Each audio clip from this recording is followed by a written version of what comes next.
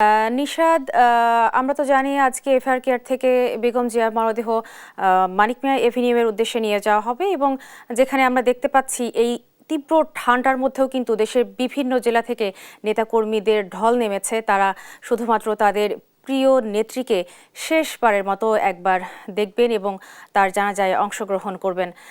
তো আপনি জানাবেন আমাদেরকে সেখানে নেতাকর্মীদের ঢল কেমন দেখছেন, তারা আসতে শুরু করেছে কিনা এবং সেখানকার সার্বিক পরিস্থিতি আপনি জানাবেন আমাদের। জি, আমরা এই মুহূর্তে আছি সংসদ ভবনের যে দক্ষিণ প্লাজা সেখানে আছি এবং মানিক মিয়ার যে সড়কটি রয়েছে সেই সড়ক থেকে শুরু করে সংসদ ভবনের ভেতরে কিন্তু আজকে সাবেক প্রধানমন্ত্রী বেগম খালেদা জিয়ার যে জানাজা সেই জানাজা অনুষ্ঠিত হবে।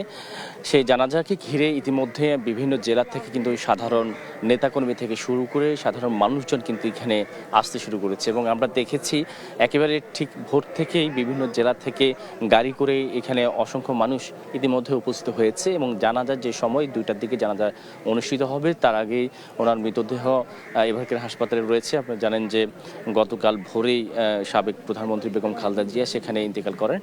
তো গতকাল রাত থেকে তার মরদেহ সেই এভারকেয়ার হাসপাতালে রয়েছে এবং আজকে ডিএমপি একটি রুট দিয়েছে, সেই রুট অনুযায়ী কিন্তু তার মরদেহ সংসদ ভবনের দক্ষিণ প্লাজা নিয়ে আসা হবে এবং 2টায় জানাজা হওয়ার পরপরই তার স্বামী প্রয়াত রাষ্ট্রপতি শহীদ প্রেসিডেন্ট জিয়াউর রহমান তার কবরের পাশে কিন্তু বেগম খালেদা জিয়াকে সমাহিত করা হবে।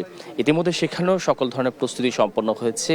গতকাল রাতেই কবর খোঁড়া শেষ হয়েছে এবং সেখানে নিরাপত্তা ব্যবস্থাও কিন্তু ব্যাপক জোরদার করে রাখা হয়েছে জিয়া উদ্যানে।